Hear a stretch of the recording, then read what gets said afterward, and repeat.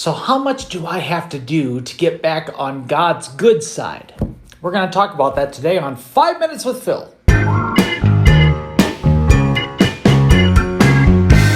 Good morning, everybody. Thank you again for joining me for yet another edition of 5 Minutes with Phil. Now, let's pick up where we left off yesterday. And in case you've missed it, we've been talking about the story of the prodigal son. And we are at the point where the prodigal son comes to his senses and decides that he wants to go back to his father. He realizes he messed up and he wants to return. And I want to read this story to you. Check this out. Verse 17 says, "When he came to his senses, he said, 'How many of my father's hired servants have food to spare? And here I am starving to death. I will set out and go back to my father and say to him, Father, I have sinned against heaven and against you. I am no longer worthy to be called your son. Make me like one of your hired servants.'" Let's pause there for a minute. So here's the deal. The son's ready to go back, but he decides that if he's going to go back, he has to go back as a hireling, as a servant, rather than his son. Let's see how the father responds to that. Check it out again. "So he got up and he went to his father. But while he was still a long way off, his father saw him and was filled with compassion for him. He ran to his son, threw his arms around him, and kissed him. The son said to him, 'Father, I have sinned against heaven and against you. I am no longer worthy to be called your son.'" Pause there. He doesn't even get the rest of that out.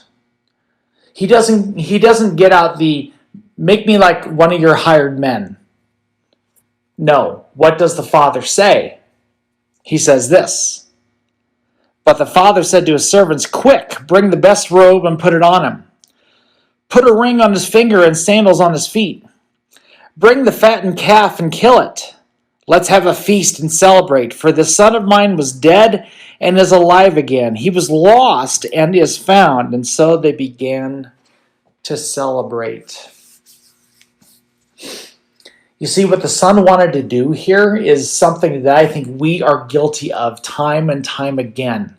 When we find ourselves at a place that we recognize that we've messed up, we recognize that we're not where we should be with the Lord, we seem to think that we have to earn our way back into God's good graces. And again, remember what Jesus is doing here. Jesus is telling this story of a person who strays from God the Father, prodigal son, but God the Father is represented by the Father in this story.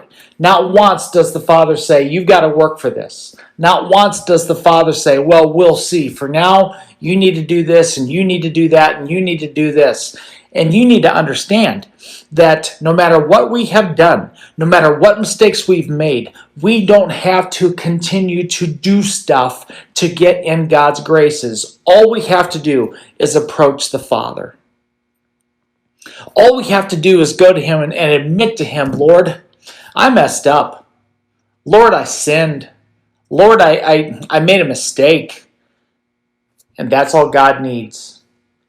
I almost have a picture of the prodigal son coming to his father.